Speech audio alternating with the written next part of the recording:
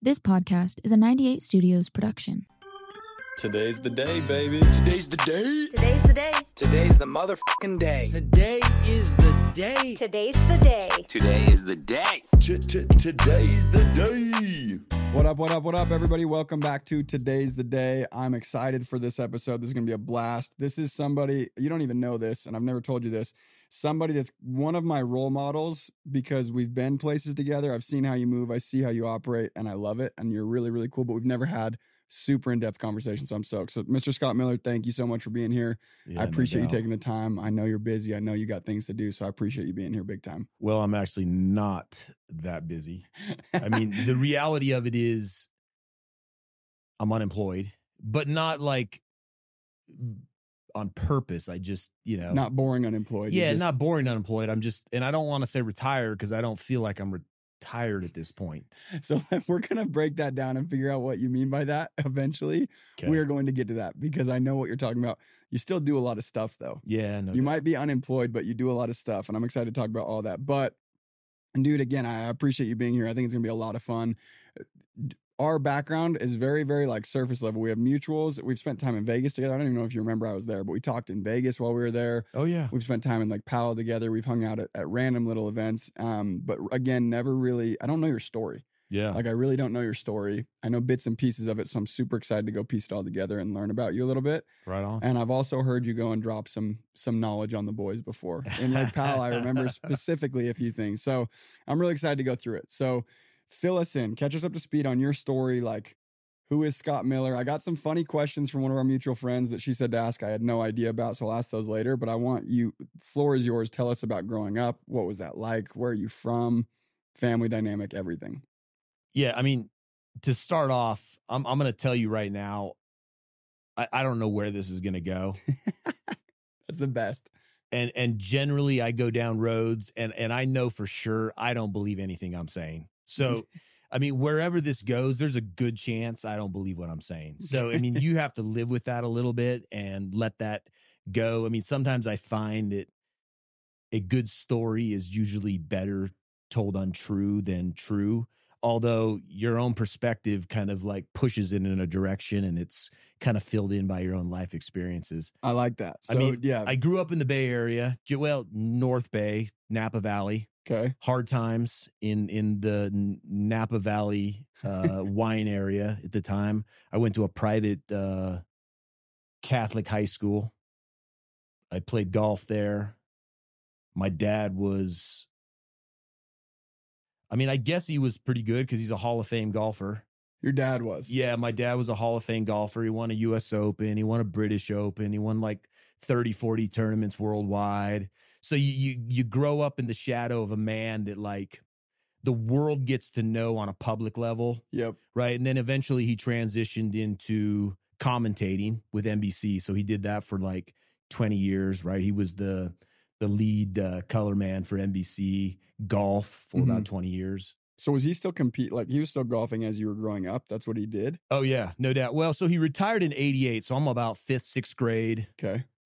The boys start to get older. I've got 3 other brothers, all played golf, tried to play golf.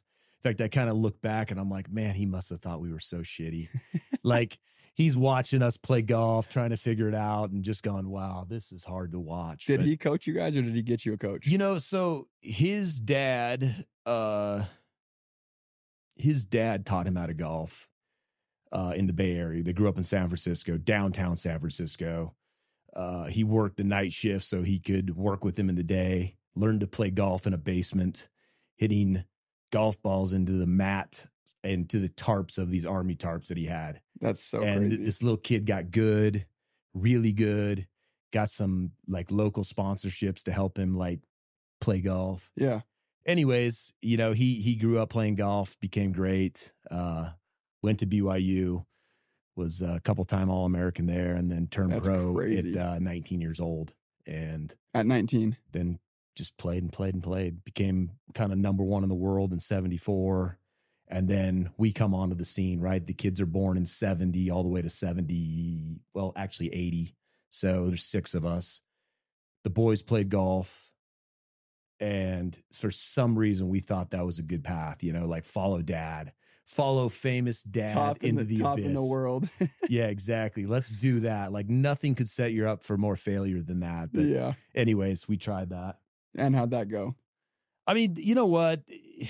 I look back and I think how bad I was. At the time, I thought I was good, but you know, you look back and you're just like, the guys that do it at a level where they can actually make money, they're just so good. And look, I got to play high school golf. I played college golf, and I played a little bit of professional golf, all pretty badly. You know, my brother was really good. My other brother was really good, and I just kind of like rode the wake alongside them. I don't know if I've ever heard someone say they played in a professional sport, but they weren't that good. Oh no, and golf's like my obsession right now, and I'm awful. I'm horrible. Yeah. So I actually I didn't know your dad was a professional golfer. I knew you were. So I've heard people talk about how good you are at golf, and I've heard that. I never I didn't know that about your dad at all. That's actually really cool. That's insightful. Yeah, it is cool. That's very cool. So getting back to him, yeah, we're in high school now playing golf. He's been retired since 88. This is 92, 93, 94. We're playing high school golf. And he starts like tagging along with, he doesn't like really teach us because he's on the road a lot with NBC. He's got a career with Callaway Golf. And so he's on the road a bunch. But like in the evenings, he's coming out for 3 holes, 4 holes. And he decides in 94, he's going to go try to play a tour event again. He hasn't played in 8 years, 7 years, 6 years, whatever it is, really competitive, because he thinks he's playing good. He's like, man, I'm playing good golf. I'm like, Dad, you don't even practice. What do you mean? Well, I've been playing these holes with you. I feel pretty good. So he goes, you know, with his status, he can kind of still go play because he's got enough clout to be able to go play. Anyways, he goes and plays the AT&T. I get a phone call from one of my friends. Hey, your dad's like leading this tournament. No PGA Tour event. way. I'm like, really? So we drive down to Pebble Beach. Anyways, he ends up winning this tournament. Like hasn't played in 6 years. So he wasn't wrong. And he wasn't wrong. He was playing good golf. That's how I know how bad I am at golf. Like the fact that this guy can be, you know, hanging out in a booth playing no golf, and I'm practicing every day, and this guy can step out and go sweep a tournament. So that's so gangster. Anyways, that was gangster. Shout out to your dad, dude. That's cool. That's Yeah, very, no very doubt. cool. So then you already mentioned that goes and creates like a shadow. You're growing up trying to go. Were you're in your head growing up? Sorry, I'll get the question out. In your head growing up, were you like, okay, I want to go pro like dad and do it the way he did? Like, was that like your whole life? Was that like all consuming? You also completely. That's crazy. Where do you go from that? I mean, that's all you know. Your dad does it. Your older brother who played college golf did it. Your 2 younger brothers play. Your friendships are like around that because that's what you've been around. Mm-hmm. So yeah, of course you think you're going to play golf. And it seems so easy because you have role models around you that did that, right? I mean, we hung out with Jack Nicklaus and different players growing up. Not a lot, but I mean, we knew a lot of success in the golf world. So you just kind of think that's happening. Do you think that was a blessing or a curse, having all that around you, being like, oh, did it create a type of delusion of like, oh, I'm going to go do the exact same thing? Or was it actually like, no, that actually made me way better? Well, I think it makes you better because you're around people that can succeed. For sure. But it does create a delusion, right? Like there's this, you're so close to greatness and you think that, yeah, that's going to be easy to achieve. But in reality, it's very difficult to like truly be great at something, anything. I mean, it doesn't matter what it is. It's very tough to be great at something. And very few people get to do that at a professional level. So it's like, you're going to be the pin drop. You're going to be the one that somehow like captures that again. It's tough to do. Yeah. I think that's real. I think a lot of people go and sell like a pipe dream of to everyone to go be the best in everything and whatever it may be, but that's a super real answer. I like that. I appreciate that. It's cool. So your whole life is golf. You golf in college. Well, it's not 100% golf. Okay, I like other things. Yeah, I mean, I like girls and drugs and, gambling. I mean, I was enticed by the other allures of life, so I don't want you to think it's only golf, but yes. So maybe those things are why you didn't go follow exactly in your dad's footsteps. It's possible, right? for That sure. could be. So then at what point did you go and pivot like your life? Was that your life plan is what I'm asking? Oh, like no your doubt. life plan was golf 100%, right? No, I mean, I left BYU We played the national championship in like Alabama my senior year. I have like a semester left of school and I don't graduate because it absolutely meant so little to me that I even thought that like, why would I get a degree? Like, to what purpose would that serve me? Dad didn't get a degree. Mom didn't get a degree. Brother didn't get a degree.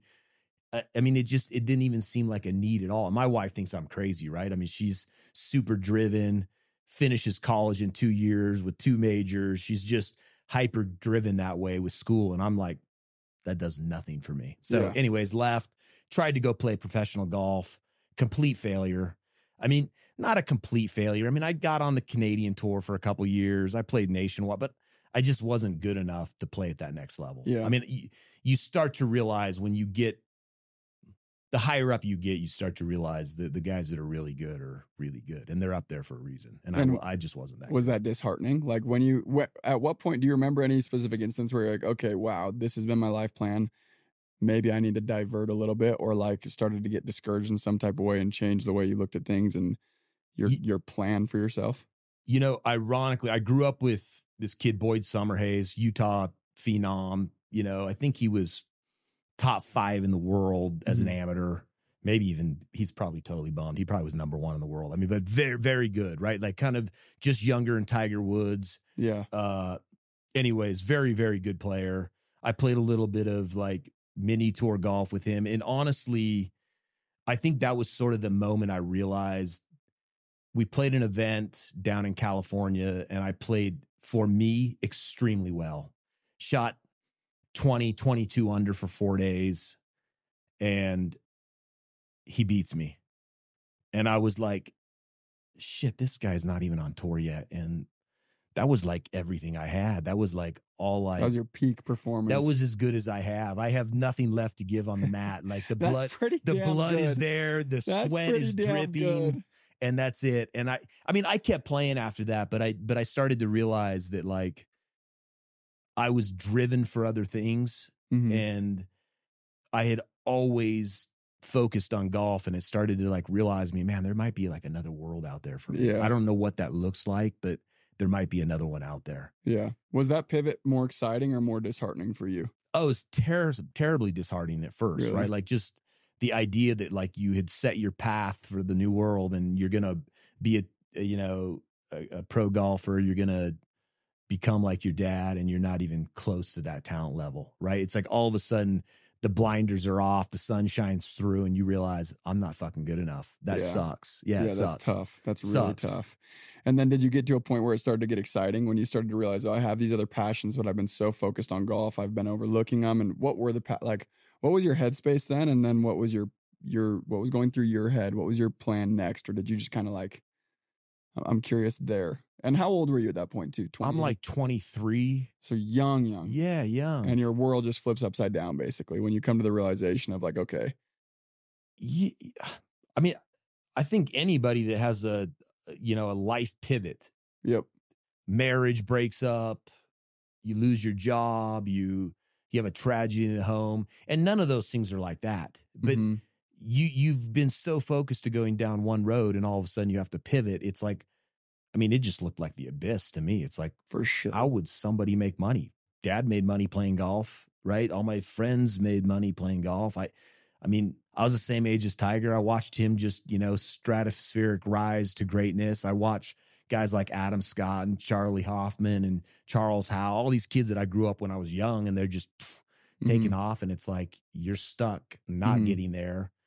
And I think I was delusional in thinking that I was even ever good enough looking backwards. Yeah. So now it's like knowing that everything I did my whole life to get to that level is not good enough. Like, what does the path look like going forward? Yeah. That's hard. But that's to me, that's the most exciting thing to hear and like to learn about too, because of what you ended up going and doing, which is obviously we're going to go and talk about, and I'll let you go and talk about that. But like, that's very cool too, because a lot of people, they take the pivot and they let that like derail them entirely to the point that it's almost like they kind of throw in the towel and just go become autopilot. They go get their some job that doesn't inspire them or whatever it may be. And then that's their path for the next 40 years rather than going and capitalizing or whatever you did next to go and get to where you got to. I think that's the part that excites me the most. So then I'm curious, you're 23.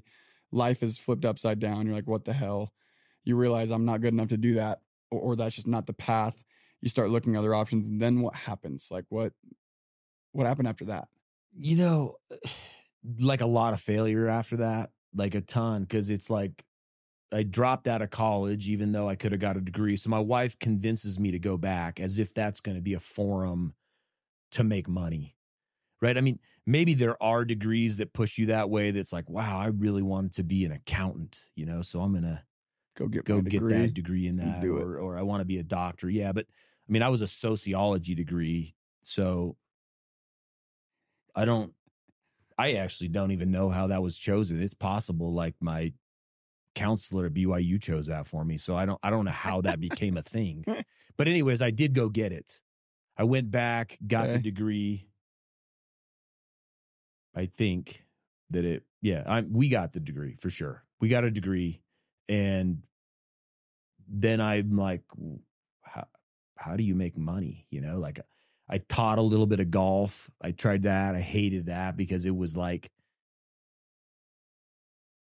it's really hard to teach people that are horrible at something and they have no talent for it either. It's not like you're teaching somebody that's hyper talented and that you're going to get them at a point that they're like, you're just making something really shitty, slightly less shitty. And that is not a pursuit for me. I'm like, you're not built for that. I was not built for that. I didn't even realize how much I wasn't built for that. Like I was like, wow, I am really not built for this. Like I thought that like I would enjoy that, like sharing something that I'm at the layman's level very good at. At the professional level, no. But you know, I've been around a lot of people that knew a lot about that game. Yeah. And I felt like, man, at least on a mental level, I could teach a lot of people things. Yeah. And then you realize, but it's not that fun to teach somebody that's not ever going to be any good. That's not a very fun That's amazing.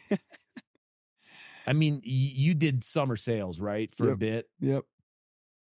I mean, you know pretty quickly, maybe not a day or 2 days, but you know pretty quickly if somebody has the capacity to be good at that. Mm-hmm. It's a really hard skill set. Mm-hmm. Knock on a door, share a story, and eventually sell them something. That's really tough to do. I don't care what that is. That is the fundamental of sales, to be able to cold call, door knock and be able to sell. And very soon. Teaching golf, in like 3 seconds.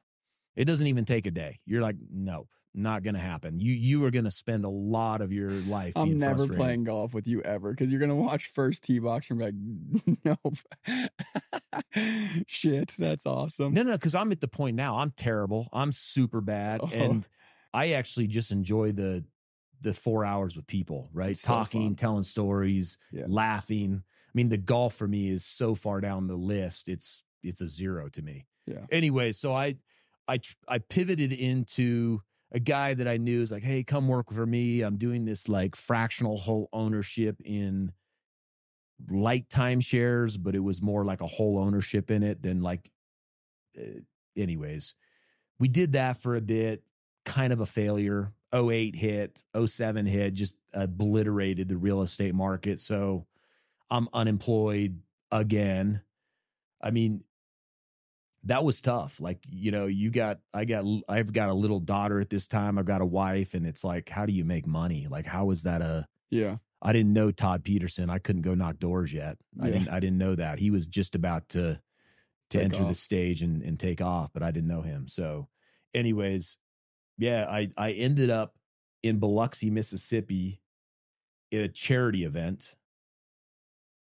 And Wally Joyner, who's a good buddy of mine, because he plays golf, Mm-hmm. and it invites me out there. Hey, play with this group, just have a good time. So I Gotcha. fly to Biloxi, hang out with this group. And it was sort of like rich guys and celebrities, which is sort of a thing. There's a lot of these little tournaments out there, just in the ethos, just people play with celebrities that are rich and they play golf. So anyways, I was kind of acting as a good golfer, helping a group play better because they weren't very good. Got it. Anyways, night comes, we're having a cocktail. I get introduced to a gentleman. He just started a company, mid-market equipment leasing company back in Utah. We get talking, kind of hit it off. He says, hey, New company, only been in business 3-4 months. I've been doing this my whole life, but I've broken off from my previous partnership. I'm starting a new company.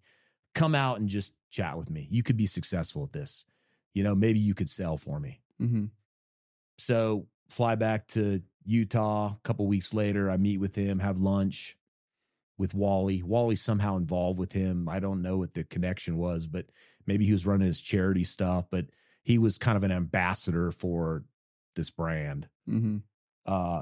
But they're 6 months old, 5-6 employees. Yep. And I start working for this company. And I call my dad, like, I don't even know if the owner knows this.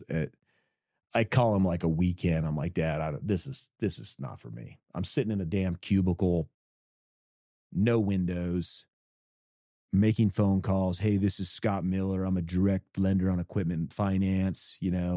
I can save you on residual. I can get you a lower payment. I mean, just the whole thing. I'm like, whoa, dude, I don't know if I can sell a better run rate or, sell a piece of equipment, cold calling into CFOs day after day after day, 100, 200 calls a day, so I call my dad. Brain I'm like, numbing. I am out. I can't do this. He's like, nah, I kind of like this company. Stick with it a bit. This could be interesting for you. So I do. I mean, I stick with it.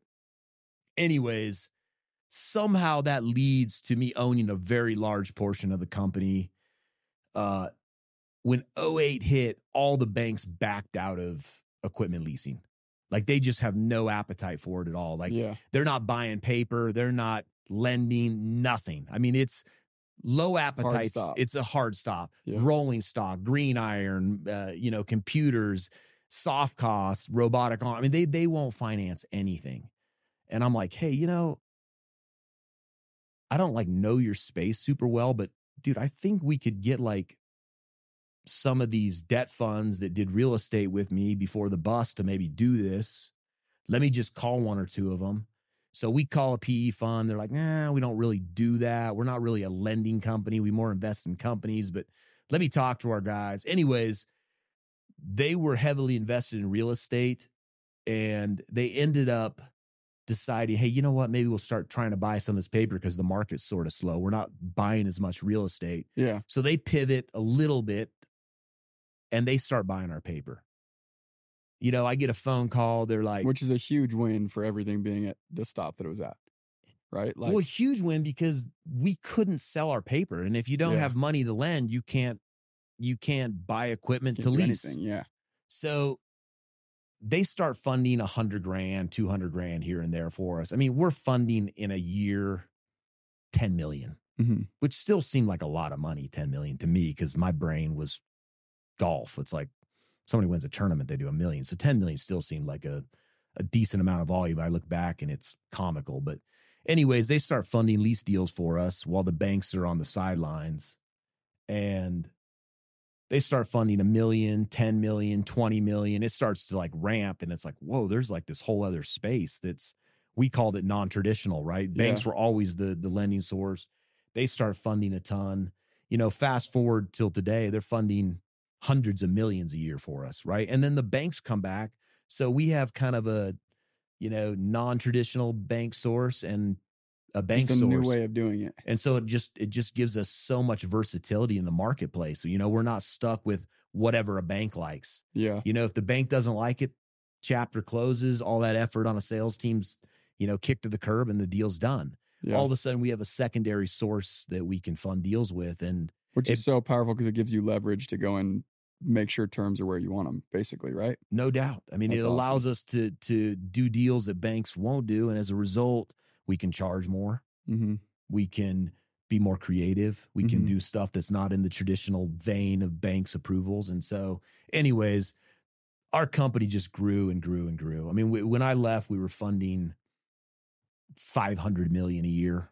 That's so crazy. From a company that's funding 10 million. And, it was wild watching this. What I had always envisioned my rise would be in golf, and I'm doing in equipment finance, right? Mid-market equipment leasing, right? Off balance sheet debt. I mean, it's how did that become my vein of success when it was never on my radar? It just never was even a part of it. And, you know, I had a friend who really wasn't that famous at the time, as a neighbor. He had started a software company, was working in his dad's basement. And I'm telling him, man, I don't know what I'm going to do. How do I make money? He's like, Scott, you just have to be in the game. It's not like you know where that's going to go. You just have to get in the game. And so when that job like presented itself, like for some reason that just kind of rung in my head, like just be in the game. And that could have been a failure too. I mean, it could have been another path for another failure, but if you just keep getting in the game, you're going to find your vein, whatever 100%. That is. Yeah. That's really cool. I like that. That's unique advice as well. But I actually like that a lot because I think a lot of people get and I'm curious what you think on this. People get hyper-focused on finding something they're passionate about. If you're passionate about something or you love something, you'll never work a day in your life. Everyone says it.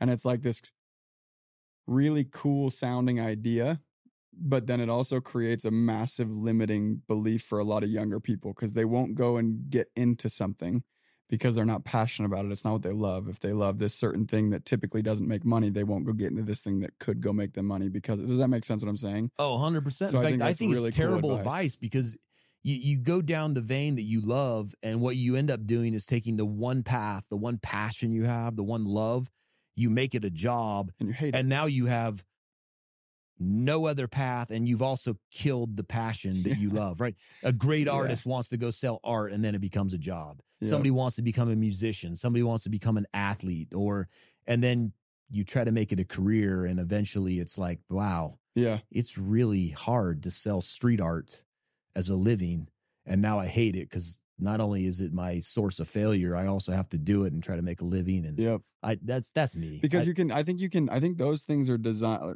maybe not designed. I think my opinion, what I've realized is I'm in probably the least attractive space when you talk about door to door, right? Yeah. But I actually, over the years, and I hated it at first. I had really bad social anxiety. I did not like talking to people. Like it was like the most uncomfortable imaginable thing for me. And I wasn't very good at it first either, but. So you transitioned into podcasts? Yeah, I'm still here. I'm still in door to door too, believe it or not. Literally though, dude, what I'm saying is, and I've heard Mark Cuban say it, is if you go apply yourself to something enough and you go give it enough of yourself, you're going to actually develop a type of passion towards it or love or whatever you want to look at it. Like I love the industry that I'm in, even though it was extreme. Nothing about it is attractive. Nothing, like not any of it. And I love it. And like, that's like, it's funny when people ask how long I'm going to do it. I love it. I have no desire to not do it. And I think that's really important. And I think your story is like a perfect example of the path that you thought that you were passionate about and loved and everything was not a dead end, but it wasn't meant to go and be like your path through life. You can still go play golf and enjoy it for the reasons you enjoy it and do as well as you do, play in the tournaments. That's awesome. But you went into a totally other space, which is not the sexiest. What you got into was not the sexiest sounding thing in the world. What did you say it was exactly? You said, what was that you guys went in? Mid-market equipment lease company? Yes, mid-market equipment lease company. Like mid-market means like 10 million in revenue to about $1 billion in revenue, right? We don't deal typically with like Fortune 500 companies, but we don't like small. Too small. Yeah. So that was the focus of our company. Now, over time that always varies a little bit, but I mean, mid-market that's the specific vein of groups we're going after. But exactly with that's not the sexiest. Hopefully you take no offense to that. That is not the sexiest sounding occupation, but no, it's not. I'm willing to bet you got pretty passionate in it. You obviously had some massive wins. You did some really cool things. And now what you're able to do after the fact is super exciting as well. Would you agree with that? That it's like, it's not about going and attaching necessarily to something that you love, and don't let that go discourage anybody, but it's like you're going to find passion in anything you go give enough effort to, in my opinion. Oh, definitely. Would you agree with that? No, 100%. Yeah, you definitely do. I love that. So you go build this monster, it sounds like, and you said you're currently unemployed, right? Quote unquote unemployed. Where was the transition? What was the transition? How was that? You went and built this massive thing, right? And then how did you go and exit? And was that the big exit, or was there something else? Did you go build something else and exit from that, or what happened? No, that was a huge exit, right? I mean, this company became, there was only 2 shareholders, myself and one other. Mm-hmm. I mean, and sometimes I look back and there was just such a fortunate amount of things that put me in that path to make me an owner. Yeah. I mean, so many people go for a company and they do great things for a company. They help them grow. They help them succeed in all these different ways. And they go out the door and make very, very little money. So I was very fortunate that Justin Nielsen, who was the founder of the company, I wasn't a founder, I just was an employee, gave me the opportunity to earn some ownership over really the years. And it was very fortunate. And, you know, over the years, I got a lot of the ownership. And, you know, one day he just comes to me and says, hey, it looks like you're kind of burnt out. You've taken us a really long ways. You know, you're president of operations for a decade. You know, helped us raise a bunch of money on the operational side. You know, did some things for us to provide capital, you know, funding the deals. And if you want, I'll buy you out. So he bought me out, and that was it. That's awesome. Yeah. In that conversation, was there any part of you that was a little bit like, maybe not took it the wrong way, but you were like, no, dude, like I still got a lot of dog left. Like I can still do it. Or were you like, no, dude, you're absolutely right. I'm ready to move to the next thing. You know, what was that like for you? I think everybody thinks they have more in them. I keep going back to athletes because I was around them a lot, right? I mean, I was around Steve Young when I grew up because he was a Niner, right? And so he's in the Bay Area. He comes up to our house all the time. I mean, I was around a lot of athletes growing up, and it's like when people leave sports, they still mentally think they're as good as they were in their prime. In fact, they probably are mentally better than they were in their prime. They know the game better. They understand the movement of the game. But at some point, the body sort of says, hey, tap out. Yeah. You're done, right? The fighter gets that way. The basketball player. I mean, even Michael Jordan starts losing a step. He starts not being able to, I mean, maybe he could have won another championship or two, but, you know, his body was saying, hey, it's done. And I think I thought I had more, but I think looking back, he was really wise. I think he realized that your passion's not like it was 10 years ago or 5 years ago. Money has the way of softening people. You know, your hands aren't as hard as they are. You're not getting up at 6 a.m. You start making a lot of money, and it's hard to stay sharp. It's hard to stay completely driven. I mean, it's when you've never had a ton of your own personal money and all of a sudden you start having it, doors start opening that you never really understood are available to you, right? You can travel when you want. You can go wherever you want in the world. You can buy whatever car you want. You can, and you start thinking those things are important in your life. Yeah. Right. And they actually fill a portion of your time and energy, and it takes away from your career.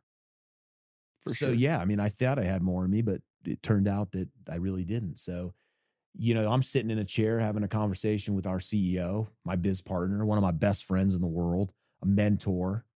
I looked up to this guy, and he's kind of going, hey, it's done. You're done. And was that a slap in the face at first, or was that more of like out of love? You could feel that it was out of love, or like, how did that land at first? No, we had been talking about an exit, like collectively we had, right? And we had actually gone down the road with several groups. I mean, all over in the Bay Area, Utah groups, private groups. And we got really close, like a bunch of times for very, very good valuations. It just, you know, you either want the money and the power, or you want to just run the company because you love it and you love what that feeds in your ego, right? Your id, your super ego. It feeds all of that. And sometimes you get both, right? Some guys succeed, and Ryan Smith gets to make all the money and he gets to be the king, right? That's the dream, right? Everybody gets to do that. But you realize sometimes that I didn't get off on running the show. Yeah. And I'd already made more money than I'd ever really honestly dreamed of. Like it was, your purpose was like fulfilled. And so when I'm sitting there, I'm thinking like, yeah, he's probably right. Maybe I am done. That kind of sounds fun. Like what's that feel like? But also extremely scared. I mean, that's my life. That's what I've been doing for 15 years. What's my identity? Hey, I work in the finance. That's what I do. I mean, it was who I was. Yeah. maybe even more so than my family Yeah. and my religion and my passions. That was who I was, right? Shit, I wore shirts and t-shirts, and hats that had the It logo was like all on it. consuming. Yeah. Yeah, it's like who you are. I mean, you see that with the Vivint guys. They wear those hats and t-shirts and they get into it. It's who they are. Mm-hmm. And it's hard to pivot. It's really hard to pivot. 100%. So you actually said something that I think is super, super, super important. You said that was your identity. And that's a lot of people's occupation becomes their identity, which I think could be a really big problem. It's also a reason why people go and do so well in certain spaces. If you can turn it into your identity, you'll probably go excel a lot more so than you would. So my question for you is, if that was your identity, how you explain, and it was stripped from you in a way, or you gave it up, right? You hung the jersey up in a sense. Yeah. How do you go find your identity past that? Like, was that a rough, like, journey to figure out? Or was that like, okay, cool, now my identity is like, yeah, what did you do? That's my question for you. Because that's super, super intriguing. I mean, I look back at the time at Onset Financial and I'm like, you realize when it's coming to an end, you really didn't have any other world. Mm-hmm. Your kids are put on the side. Your wife's put on the side, and they support you the very, very best way they know how. But in a weird way, they're an outsider, right? You leave at 6 a.m, you come home at 7 or 8 at night. When you come home, that's where your head is. When you're out on date night, your head's still thinking about the business. If there have been people that have reached the highest level of their forum and had great home lives, I'd be shocked. Yeah. And I'm not saying that it's volatile or negative in there. That can still be a very safe place, but their time and energy is going somewhere else. Yeah, you only have so much. And you only have so much to give. Yeah. And that has to take a toll somewhere else. Mm-hmm. I mean, where your time is where your passion is. Mm-hmm. Where your time is where you're going to most likely succeed. Yep. And my time was not in my home. It wasn't with my kids. It wasn't with my wife. And I did the best I could as a father that was giving everything to his career. And selfishly, I did that. It's like, I thought I was like bearing a burden and look what all this stuff I'm giving, but that's what I wanted. I wanted the career. So when you quit the career and you lay that down or you put it aside or you're told you have to leave or you're not good enough. Ryan Smith used to always tell me, he's like, Scott, when you start a company, when you start life, the train is going very slowly, right? And everybody starts getting on and off the train. And that train just keeps building speed and building speed and building speed. And pretty soon, people can't easily get on the train. The company's moving too quick. The sport's going too quick. Your career's too fast. It's hard to just easily board. Only really talented people get on that train. And anyone that's not talented is kicked off the train. Mm-hmm. And that's a tough reality because some point that train got moving even too fast for my own company. And I'm like, man, I've got to exit. And so when you leave your identity, what you're passionate about, what you've made your money in, your identity, and you've got to like transition into something else, man, I think I'm still trying to find that. Yeah. I mean, it's been 3-4 years and I'm like, I say unemployed, people say retired. And financially, of course, I'm retired. I don't need to like keep working financially. Mm-hmm. But like, that's not, I mean, is that really going to be my identity for the next 40 years? Hey, I'm retired. Mm-hmm. That doesn't really feel like the chapter that I'm willing to just, every chapter thereafter is retired. Like, what does that look like?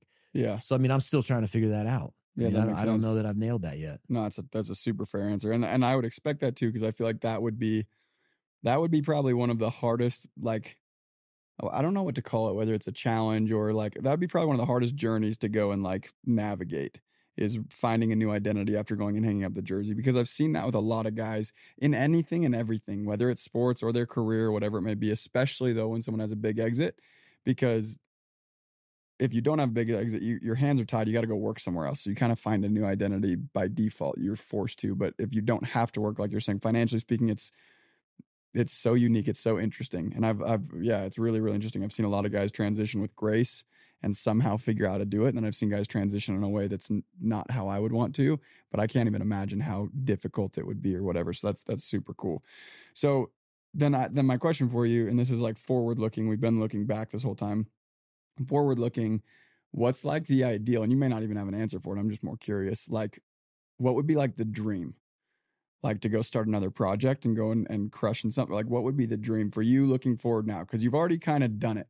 Like the checklist for a lot of people, right, at the end of the day, and I'm going to ask you a follow-up question to this, is to go and get to the point where you financially don't have to work, right? You don't have to do anything. Your hands aren't tied, right? So now you're there and you self-proclaimed unemployed right now, right? Which is great. Then what's the dream past that? Like what's like the perfect, or are you still figuring it out, like you kind of said, or what would you say? So one of my favorite like modern prophets in Kurt Cobain is that he had this saying in his song, there's nothing at the top but a bucket and a mop and an illustrated book about birds. And that saying is like stuck in my head. It like rings in my head, because when you make it to a level that like that's what you think you want, and you're like, oh, making all this money is going to be my dream. That's going to be such an amazing pinnacle to get to. You know, in his case, he got to the biggest stage in the world in music, right? Not only did he become this like legend, he created like a feeling and a genre of a music. That's like a whole nother chapter altogether. Yeah. And it's like, I get to the very top of this business and I'm like, that was what drove me, right? The watches and the cars and the success and the money and the notoriety that you did it. And you think it's going to just give you all of this like energy and power. And you realize that, yeah, it's like cool because you can buy a nice house. And yeah, it's cool because I can go buy a car. But like, man, I like abandoned my family for that. And I don't mean like actually abandon my family, but like I gave up my kids' youngest years and their development and their yearning to have a dad to go be successful. And I'm thinking in my head, I'm doing it for them. Mm-hmm. But you get to the top of that and you're sitting looking out over what you've created and you realize that success is not as great as you were hoping it was going to be. Mm-hmm. Yeah, I don't want to like go back and do it another way, but I'm telling you, it's not as good as you think it's going to be. It's like, it's a little empty. You get up there and it's nothing but a bucket and a mop.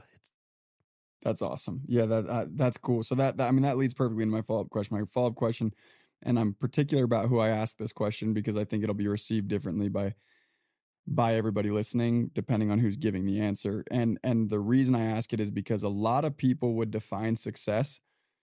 A lot of people would define exactly what you've done as like the pinnacle of success, right? From the outside looking in, like that's like financial is one of the heaviest weighted pillars, I would say, or buckets when people are talking about success. That's what people's brain automatically goes to, and you've done that. So my question for you, and there's no wrong or right answer, and it's been answered different ways by different people, is like, if you were to go define success, what's like true success to you? In your opinion, true success. And I've had answers, and there's no wrong answers. I've had answers that include money in that, and my personal belief is that money's included in that. But like, what is like success? If you were to go wrap it into like a package and give it to somebody, what is success? I mean, this is kind of going back to what I was saying at the first, where I'm like, I don't know that I believe anything I say. Yeah. Because you try it on. It's like an idea. It's like a concept. And you're like, do I really believe that? Is that what I really believe? I mean, as if I'm going to now sit here and define success for you. Like, how in the hell am I going to define the epitome of success for Scott Miller? Like, or you, or anybody. I mean, I'm always fascinated that everybody's got their way of life they want to live. Like, hey, come follow me. I've got this idea that you should come live like this, right? This is success. TikTokers, everybody's got these ideas of like, you know, life hacks or how to be successful. Or I'm like, I think success is different for every single person. Mm-hmm. And one of my heroes is my younger brother, Andy. He's like always, I've looked up to him my whole life in a really weird way. He was very good at golf. And I think initially I like completely respected that of him. But I mean, he's 27 years old. He's playing on the PGA Tour. He's living out the dream that I wanted to. Yeah. And he was just a little better. I don't know. Like you run around the track, he's a little faster. You know, you play basketball, you know, he's a little bit better. I mean, he was just a little bit better. In reality, he's probably a lot better. But yeah. he's 27 years old. And, you know, we grew up Orthodox Mormon, like in Napa, California, at a Catholic high school, grow up Orthodox Mormon, right? Like we do the church thing every Sunday. We do the sermons, you know, when they do it in October and April maybe. And we grew up that way, right? I went to a Mormon college, BYU, got married in the Mormon faith, which was very important to me. It's like a huge part of my life because that's all I knew from a religious, spiritual standpoint. Yeah. And it in a weird way was the other part of my life that got put on hold when I went and worked. It was like nothing else mattered than making money for me. Yeah. But here he's 27 years old, living out the dream that I was hoping I could live out. And he sits in a car one day with me. He's like, Scott, I'm gonna go on a Mormon mission. I'm like, well, usually you get married and wait for that, but I mean, okay. He's like, no, I'm gonna go on the year early one, the 19-year-old one. I'm like, well, dude, I think you're like 26 or 7. Like that chapter's closed. Yeah. And you're playing on the tour. So like you're really gonna, but he does. He finishes out his season, hangs up the clubs, tells the tour he's not playing next year. What? Calls mom and dad. Hey, I'm going to go on a Mormon mission. And he gets sent off to Tampico, Mexico. Doesn't speak Spanish. He's making, I don't know what he was making, $1 million, $1.5 million with endorsements and playing on the tour, living the dream. Because and he just left. He comes home. I don't know if it was 1.5 years or 2. Do you know how long they do it? 2 years now. So he goes 2 years and he never plays professional golf again. Starts a family. Did he even try to or no? No. He just closed the chapter. He still could have gone back and played. The kid was so freakishly talented. Yeah. But he went to Boston and got his architect degree. And for him, he didn't want to go back to just living on the road, being without the family. No, I mean, you know what? Here I am like saying like why he wants to. I don't know why he did it. But I look back and I'm like, wow, that's somebody that like is at the absolute peak of his ability. Yeah. And decides he's going to go down another passion because he's not afraid. I'm telling you, there are just not a lot of people that make that move, that are able to do one thing and are willing to completely change directions and try something that is completely unknown with no guarantee of success. Yeah. High probability of failure, and does it. And I'm like, shit, that's the ride I want to be able to ride. That's what I want to do. Yeah. That's straight gangster. It's unreal. And I loved him for it. Yeah. So, I mean, when I think about success, I think about somebody's ability to go chase their passions and their loves and find that and succeed in it and be willing to change and pivot and do it all again and find another passion. Because there isn't one. There's not one way to live or one way to be. And I look at that. That's success for me. That's cool. That is gangster, little brother. That's very, very cool. So I like how you opened up and you said, because I'm getting a better understanding, and correct me if I'm wrong or misquoting you on anything, but I don't know if I believe anything I say. And then you clarified a little bit. It's like, it's ideas. You try them on. You might believe something you say right now, and then fast forward 3 months, you learn something and you go back and watch this and you're like, what the hell was I saying? I don't think that's right at all. So I understand that, and I like that a lot. And I think that goes to show things change, ideas change, so beliefs also change. So as of right now, you've learned a lot in your life. I would argue, and I assume you would agree that you've learned a lot. Oh, you no probably doubt. have plenty to learn, obviously, but you've learned a lot. You've been through a ton. You've done a lot. Experienced highs, lows, roller coaster, everything. You've done the hard thing. At this point, with everything that you've learned, what would you say? And there can be a few, there can be a lot, there can be one, totally up to you. Like guiding principles for life to you in this moment. You're like, okay, this is like my guiding principles, my North Star when it comes down to I have a decision to make. this is my guiding principle when I have these important decisions to make. What would those be for you, or what do you want them to be? Well, I mean, I'm going to stick to the same idea that those things continue to evolve. I mean, Yep. it's like, Totally. I mean, the way somebody prays when they're 12 or 3 years old with their family is totally different than the way a man prays when he's got no money in his bank account and his wife's going to leave him and he really truly does not feel like he has any path forward. Mhm. That type of prayer is so different, right? And then you get everything you want, and it's a little harder to pray that same way, right? But I was so sure that's how you pray at 26 or 27 years old, and it's very hard to pray that way Yep. when you're like, I'm in my castle now. Yeah. I got tons of money in there. I got this and that, and family's stable, and I don't have to work that hard. And so it's like, I mean, I think that's always evolving, like how That's you a really good point. really think about. For me, I always tried to make decisions with prayer. It was like a big part of my life and upbringing. I Mhm. believed in that. I do believe in that. Like I very strongly believe in, like, there's a higher power out there that guides and directs not only us, but the whole universe. Like Mhm. I somehow think there's like a connective tissue between all of that. And prayer is sort of, for me, the conduit to the access. It's like, that's how I get there.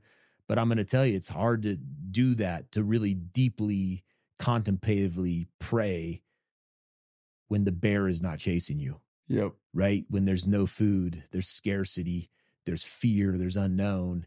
And so, like, you talk about like trying to start a new company or have a new passion or a new chapter. It's like, shit, there's like a 25-year-old version of me that will eat me the fuck up. Yeah. I mean, he's going to smoke me. How am I going to compete with that? He's passionately on the floor wearing out holes in his pants because he's praying to his God, wanting to conquer me. Yeah. Like, shit, that's going to be hard to like compete with. That guy's passionate. Like, yeah. I mean, you've seen it with these young kids that start knocking doors and they're making money for the first time. They come home for a summer, make $100,000. Yep. They think they have killed it and they want to go feast again next summer, but they want to make $200,000. Yep. Then they want a team. Then they want to make $500,000. They want to make $1 million, and it's never quite enough. I don't know that I can compete with that right now. It's like, I mean, yeah, I like the idea of like starting another passion project, but That's interesting. shit, that would be hard, man. I mean, that's a good way of looking at it. I Actually, mean, I like that I a pray lot. in cashmere sweaters Yeah. and slippers now, right? I mean, I don't even wear synthetic anymore. It's completely gone cashmere in this life. Oh my hell, that's awesome. I love that. That's a perfect answer, dude. And time flies. We've literally almost been going an hour, so I want to be Damn. respectful of your time. You got a baseball game to get to, so I have one last question. Yeah, let's do it. And again, man, this has been so fun. I appreciate you. This is exactly what I wanted. I love hearing you talk in groups and stuff, and I've never really gotten to spend a little bit of one-on-one time, so I Thank appreciate you. it a lot. Thank you.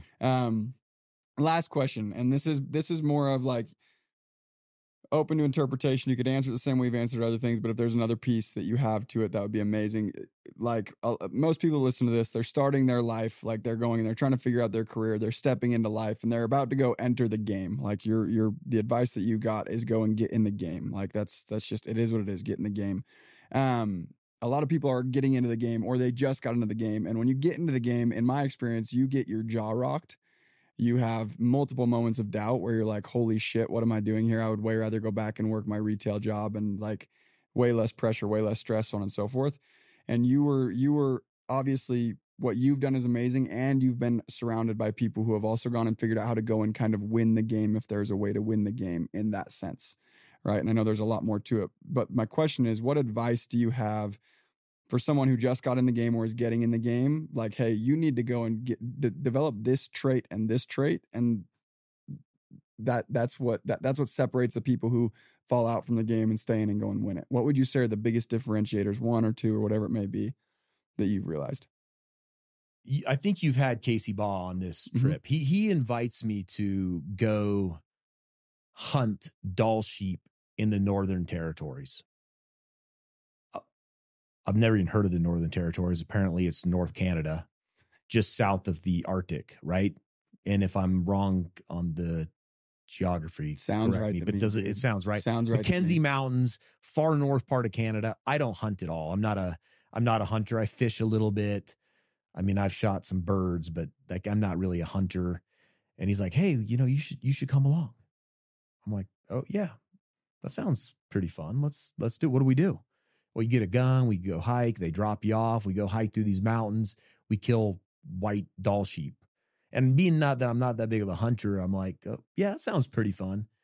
So we fly to Calgary, we fly to somewhere else, we fly to another place, and eventually end up in the Arctic Red. You're getting more and more desolate every time you land, probably, huh? Oh, we're so desolate. It's like we're 500 miles to the nearest road. Oh my God. They drop us off in wolf-infested, bears are everywhere, caribou are running through your camp, wolves run at night. I mean, it is as remote as it gets. Waterfalls are blowing out of the sides of mountains. Rivers are appearing out of nowhere. Snowstorms happen in the summer. They happen in the winter. I mean, everything is death in this valley. And you realize 30 minutes into this hike, they're not coming for you for 8 days. 8 days. And Casey's just stoked. I mean, this is a guy that goes to sleep with cashmere sweaters, and I am in the Mackenzie Mountains with a backpack that weighs 90 pounds, a rifle on my back. And my first move is apparently you scope in your guns. Like, I guess like they're not perfect. So we do it.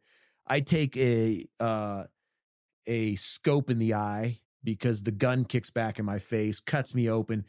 And I'm introduced to how all in this situation I am. There's no doctor. There's no stitches. There's no Band-Aids. I'm 8 days in the Mackenzie Mountains hiking through the gnarliest portion of the Rocky Mountains known to man. And there is no way out. And as I'm hiking through the marshlands, getting to these mountains,